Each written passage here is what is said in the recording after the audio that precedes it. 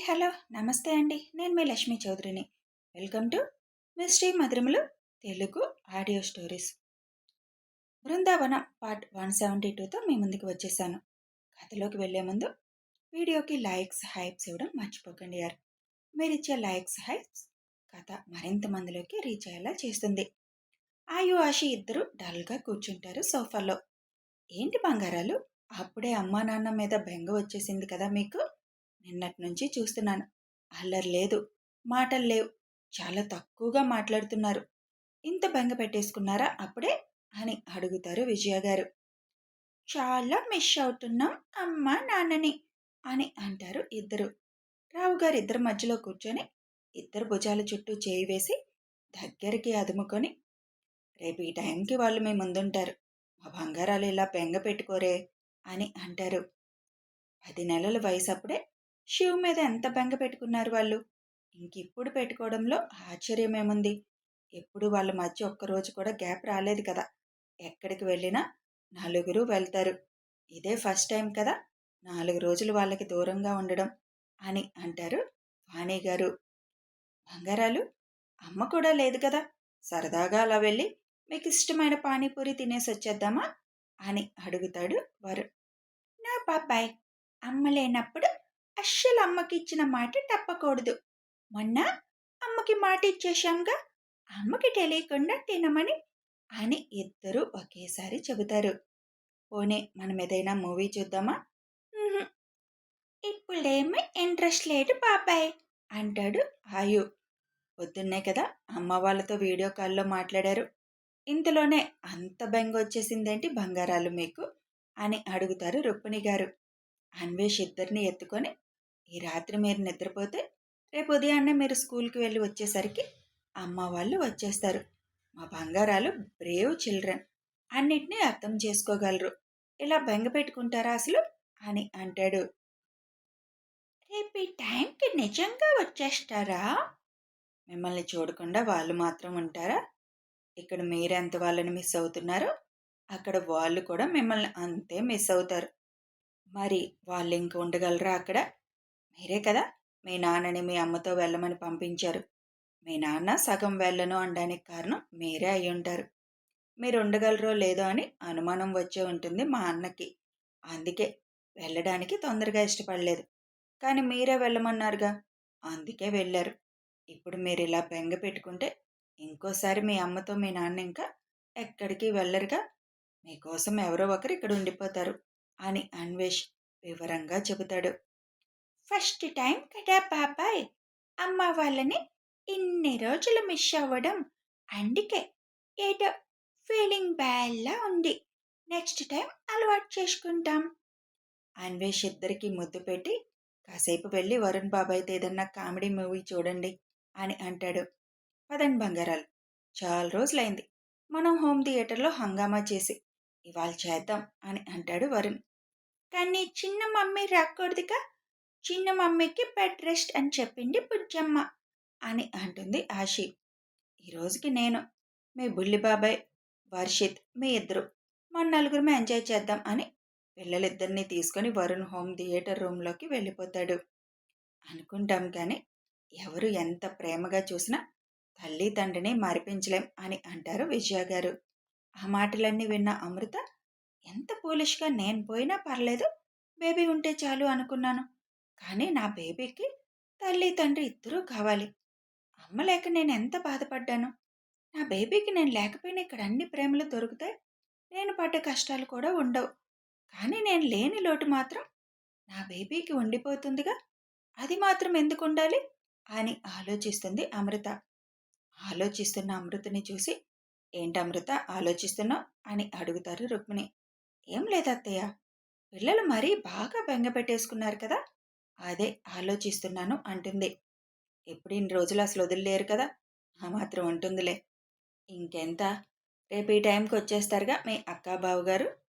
నీకు టైం అయింది, ముందు ఫుడ్ తిను అని వెళ్ళి ఫుడ్ పట్టుకొని వస్తారు రుక్మిణి. ఇవాళ ఆకలిగా అనిపించడం లేదు అత్తయ్య, తిన్నది అరిగినట్లు అనిపించడం లేదు, మరీ తినడం కూర్చోవడం కదా అని అంటుంది అమృత. ఇలా అయితే నువ్వు తిన్నట్టే అని ఫుడ్ కలిపి అమృత నోటి దగ్గర మొద్దు పెడుతుంది. ప్లీజ్ అత్తయ్య, ఇప్పుడు తినలేను అని అంటుంటే, తినమ్మో, టాబ్లెట్స్ వేసుకోవాలి కదా అని అంటాడు అన్వేష్. తప్పక నోరు తెరుస్తుంది అమృత. నాకు నువ్వు కోడలుగా కంటే కూతురుగానే అనిపిస్తున్నావమ్మో. నీకిలా తినిపిస్తుంటే కడుపుతో ఉన్న కూతురికి తినిపిస్తున్న తల్లిలా ఫీలింగ్ ఉంటుంది నాకు అని అంటారు రుక్మిణి గారు.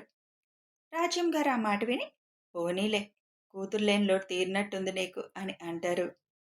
కూతురు లేని లోటు శ్రీ అన్వి వల్లే తీరింది కానీ అమృతని కేర్ చేస్తుంటే నిజంగానే కూతురికి తల్లి చేస్తున్నంత ఫీలింగ్ మాత్రం వస్తుంది నాకు. శ్రీ అన్వి ప్రెగ్నెంట్గా ఉన్నా మన దగ్గర ఎక్కువ లేరు కదా, అత్తగారి ఇంట్లోనే ఉండేవాళ్ళు. అందుకే వాళ్ళకి ఎక్కువ ఏది చేసే అవకాశం రాలేదు కదా మనకి. అమృతకి చేస్తుంటే ఆ ఫీలింగ్ వస్తుందిలే అని అంటారు వాణి గారు కూడా. నేను చాలా అదృష్టవంతురాల్ని ఈ విషయంలో మాత్రం. అమ్మ లేకపోయినా ఈ టైంలో అమ్మలా చూసుకోవడానికి ముగ్గురున్నారు. అందరికీ ఒకరే అమ్మ ఉంటారు. నాకు ముగ్గురు అమ్మలున్నారు అని అంటుంది నవ్వుతూ. ఐషు ప్రెగ్నెన్సీ అప్పుడు కూడా మేము దగ్గరలేం. అందుకే నువ్వు స్పెషల్ అయిపోయావు మాకు అని అంటారు రుక్మిణి. అక్కకు కూడా అమ్మ లేదు కదా, కానీ ఆ టైంలో ఇక్కడ కూడా లేదు. మరి ఎలా మేనేజ్ చేసుకుందో. పైగా ట్విన్స్ అక్కకి. ఆ క్రెడిట్ అంతా మీ బావగారికి దక్కుతుంది. అమ్మ ప్రేమ, నాన్న ప్రేమ అన్నీ కలగలిపి చూసుకున్నారమ్మా చిన్నమ్మని. వాళ్ళ అమ్మగారున్నా అంత జాగ్రత్తగా చూసుకునే వాళ్ళో లేదో తెలీదు అని శాంతమ్మ ఆ రోజులు గుర్తు తెచ్చుకొని చెబుతుంది. నిజంగా బావగారిని బయట ఎవరైనా చూస్తే ఆయన గురించి తెలియని వాళ్ళు ఒక హిట్లర్, రోలర్, ప్రేమంటే ఏమిటో తెలియదు ఈయనకి అన్నట్లు ఫీల్ అవుతారు. కానీ ప్రేమకు చిరునామా బావగారు. అక్క దగ్గర కానీ, పిల్లల దగ్గర కానీ, ఫ్యామిలీ మెంబర్స్ దగ్గర కానీ ఆయన ఉండే విధానం తెలియని వాళ్ళు చూస్తే మాత్రం ఆశ్చర్యపోతారు కదా అని అంటుంది అమృత. శివ అంటేనే ఒక స్పెషల్. తనలా తనొక్కడు మాత్రమే ఉంటాడు. మళ్ళీ ఆయు పెద్దయితే ఏమైనా శివుని డామినేట్ చేయొచ్చేమో కానీ ప్రస్తుతం అయితే అలాంటి వాళ్ళు ఉండరు అని అంటారు వాణిగారు. ఇంకా ఆపండి, నా మనోడి గురించి తెగ మాట్లాడుకుంటున్నారు, దిష్టి తగిలేస్తుంది బాగా అని రాజ్యం గారు నవ్వుతూ అంటారు. మీ మనవడే కాదు, మా కొడుకు కూడా అని అంటారు రుక్మిణి. మాటల్లో పెట్టి అమృతకి మొత్తం తినిపించేస్తారు రుక్మిణి గారు. మొత్తానికి నన్ను మాటల్లో పెట్టేసి తినిపించేశారుగా మొత్తం అని అంటుంది అమృత. అన్వేష్, అమ్ముని తీసుకువెళ్ళి గార్డెన్లో 4 అడుగులు వేయించు అని విజయ గారు అనగానే, పద అమ్ము అని గార్డెన్లోకి తీసుకుని వెళ్తాడు.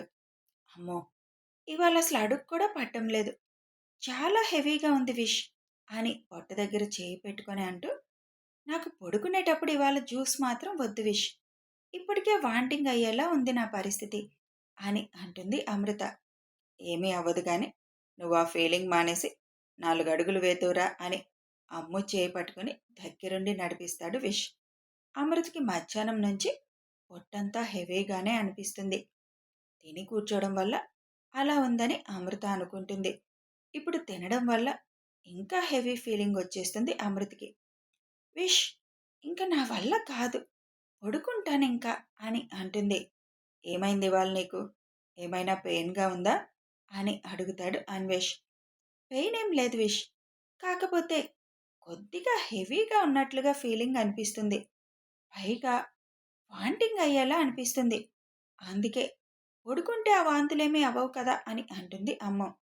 సరే పద వెళ్దాం అని ఎత్తుకొని తీసుకెళ్లాలని ముందు అనుకున్నా, కనీసం 4 అడుగులు వేస్తే ఆ హెవీ ఫీలింగ్ తగ్గుతుందని నెమ్మదిగా నడిపించుకొని తీసుకువెళ్తాడు లోపలికి. మా, ఇవాళ తనకి జ్యూస్ వద్దంట, ఇప్పటికే చాలా హెవీగా ఉందంటుంది, ఈరోజు వదిలేసేయండి పడుకుంటానంటుంది, టాబ్లెట్స్ ఇచ్చేయండి అని అంటాడు అన్వేష్. రుక్మిణి గారు టాబ్లెట్ తెచ్చివ్వగానే అన్వేష్ బలవంతంగా వాటిని మింగించి, పద వెళ్దాం పడుకుందువు గాని అంటాడు. వాంతి అయ్యేటట్లుంది విష్, నన్ను షింక్ దగ్గరికి తీసుకువెళ్ళవా అని అడుగుతుంది. ఏమైందమ్మా అని అడుగుతారు విజయ గారు. వాంతి వచ్చేలా ఉంది అత్తయ్య అని సోఫాలో నుంచి లేస్తుంది. పద అయితే అని వాష్ బేసిన్ దగ్గరికి తీసుకెళ్ళబోతుంటే, నువ్వు ఆగు అన్వేష్, నేను తీసుకువెళ్తాను అని రుక్మిణి గారు తీసుకువెళ్తారు.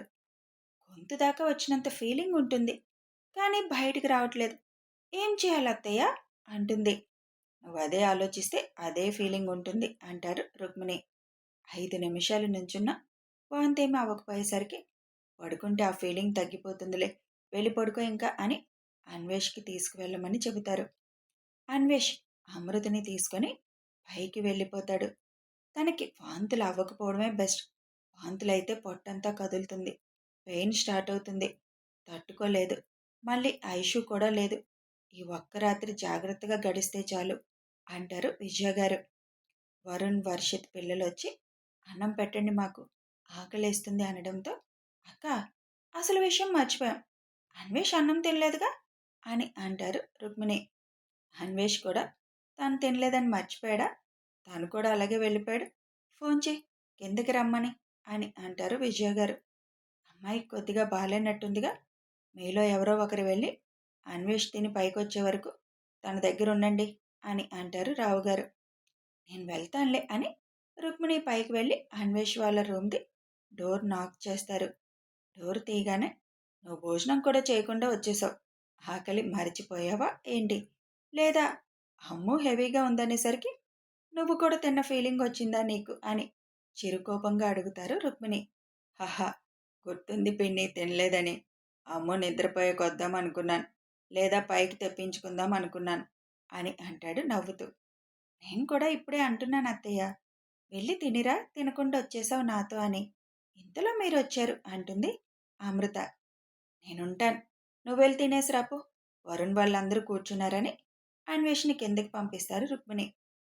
రోజు తినేటట్టే కదా అత్తయ్య తింటున్నాను, ఈరోజు ఎందుకు ఇంత హెవీగా అనిపిస్తుంది నాకు అని అంటుంది అమ్ము. ప్రెగ్నెన్సీలో ఉన్నప్పుడు ఒక్కో రోజు అలాగే ఉంటుంది, అది పెద్దగా పట్టించుకొని అవసరం లేదు. నువ్వు హెవీగా ఉంది అనుకుంటూ ఫీలింగ్లో ఉండిపోతే అలాగే ఉంటుంది. ప్రశాంతంగా పడుకో ఇంకా, కళ్ళు మూసుకొని, ఉదయం లేచేసరికి మొత్తం ఖాళీ అయిపోయి ఆకలేస్తుంది నాకు అంటావు అని నవ్వుతూ అంటారు రుక్మిణి. అన్వేష్ వచ్చిందాకా అలాగే మాట్లాడుతూ ఉండిపోతుంది అమృత. పడుకోకుండా ఇంకా కబుర్లు చెప్తూనే ఉన్నావా, మీరు వెళ్ళండి పిన్ని, మీరు కూడా తినలేదు కదా, అమ్మ వాళ్ళు మీకోసం చూస్తున్నారు అని రుక్మిణి గారిని పంపించి, నువ్వు పడుకుంటే సర్దుకుంటుంది మొత్తం, పడుకో అమ్ము ఇంకా అని అంటాడు అన్వేష్. అలాగే కష్టంగా కాసేపు అటు ఇటు తన్నుకొని నిద్రలోకి జారుకుంటుంది అమ్ము. ఒక గంట పడుకుందో లేదో కడుపులో చిన్నగా నొప్పిగా అనిపించడంతో మెలకు వచ్చేస్తుంది అమృతకి. కడుపులో బాగా మంటలాగా నొప్పిగా అనిపిస్తుంటే విష్ అని అన్వేష్ని తట్టి లేపుతుంది. వెంటనే అన్వేష్ ఏమైందమ్ము అంటూ లేచి కూర్చుంటాడు. పొట్ట నొప్పి వస్తుంది బాగా, భయంగా ఉంది, మన బేబీకి ఏమైనా అవుతుందేమో అని టెన్షన్ పడేసరికి అమృత్కి శ్వాస పీల్చుకోవడం కష్టంగా మారింది. నువ్వు ముందు టెన్షన్ పడొద్దమ్ము, రిలాక్స్ అని వెంటనే వరుణ్కి ఫోన్ చేసి లిఫ్ట్ దగ్గరికి రా తొందరగా అని చెప్పి అమృతని 2 చేతుల్లోకి తీసుకొని రూమ్లో నుంచి బయటకు వస్తాడు అన్వేష్. నువ్వు ముందు టెన్షన్ పడకుండా రిలాక్స్గా ఉండమ్మో, టెన్షన్ పడితే ప్రాబ్లం అవుతుందని తనలో ఎంత కంగారున్నా అది బయటికి కనిపించనివ్వకుండా వరుణ్ లిఫ్ట్ దగ్గర ఉండడంతో, లిఫ్ట్ బటన్ ప్రెస్ చేయి వరుణ్ అని అంటూ ఫాస్ట్గా లిఫ్ట్ దగ్గరకు వచ్చేస్తాడు. లిఫ్ట్లోకి వెళ్ళగానే క్లోజ్ చేసి, ఏమైందన్నయ్య వదిన్కి, ఎందుకలా అవుతుంది అని కంగారుగా అడుగుతాడు వరుణ్. బ్రీతింగ్ ప్రాబ్లం అని చెబుతాడు. అమృతకి అప్పుడప్పుడు శ్వాస తీసుకోవడంలో ఇబ్బంది వస్తుందని ముందే ఐషు కిందన అమృత ఉండే గదిలో ఆక్సిజన్ సిలిండర్తో సహా అన్ని ఏర్పాట్లు చేయించేసింది. అందుకే వెంటనే అన్వేష్ కిందకి తీసుకొస్తున్నాడు. అన్వేష్ ఫాస్ట్గా తీసుకువెళ్ళి పడుకోబెట్టి ఆక్సిజన్ అందించే మాస్క్ పెడతాడు. రిలాక్స్ అమ్ము, రిలాక్స్, కంగారు పడుకు నువ్వేమి అని అమృతకి ఒక పక్క ధైర్యం చెబుతూ ఐషు చెప్పిన ఇంజెక్షన్ పేరు చెప్పి ఫ్రిడ్జ్లో ఉంటుంది, ఫాస్ట్గా పట్టుకురా అని వరుణ్ణి పంపిస్తాడు. వరుణ్ తేవడానికి వెళ్తాడు. శాంతమ్మ మెలకుగా ఉండడంతో అది చూసి పెద్దవాళ్ళ రూమ్ తలుపులు కొడుతుంది. వాళ్ళు విషయం తెలుసుకొని వచ్చేసరికి వరుణ్ ఇంజెక్షన్ తేవడం, అది అమృతకి చేయడం జరిగిపోతుంది. ఇంజెక్షన్ చేసినా కూడా ఇంకా నొప్పి అని అంటున్న అమృతని చూసి అందరికీ భయం వేస్తుంది. అన్వేష్ బీపీ చెక్ చేయగా బీపీ నార్మల్గానే ఉండడంతో, అమ్మో నీకేం కాలేదు, బేబీకి కూడా ఏమీ కాదు, నువ్వు టెన్షన్ పడితే నార్మల్ అవ్వలేవు, కొంచెం రిలాక్స్ అవ్వాలి, పెయిన్ తగ్గిపోతుంది కాసేపట్లో అని ఒక పక్క డాక్టర్గా చెక్ చేస్తూ, ఒక పక్క భర్తగా ధైర్యం చెప్తూ ఉంటాడు అన్వేష్. సమయానికి ఐషు లేదు. ఇంజెక్షన్ చేసినా మామూలు స్థితికి రావడం లేదేంటి? హాస్పిటల్‌కి తీసుకువెళ్దామా? అని అంటారు విజయ గారు. అన్వేష్‌కి ఇంజెక్షన్ చేశాక ఒక పావుగంట అలాగే ఉంటుంది. తర్వాత చిన్నగా సర్దుకుంటుంది కంగారు పడొద్దని ఐషు చెప్పిన మాటలు గుర్తుకొస్తాయి. అదే విషయం అందరికీ చెప్తాడు. కానీ పావుగంట దాటినా కూడా కంట్రోల్లోకి రాని అమృత పరిస్థితిని చూసి అన్వేష్‌లో కూడా టెన్షన్ స్టార్ట్ అవుతుంది. కథ కొనసాగుతుంది. మరి ఇప్పుడు అమృతకి ఏమైనా అవుతుందా? తెలియాలి అంటే కథని ఫాలో అయిపోండి. వీడియో నచ్చితే ఒక లైక్ చేయండి. అలాగే షేర్ చేసేయండి.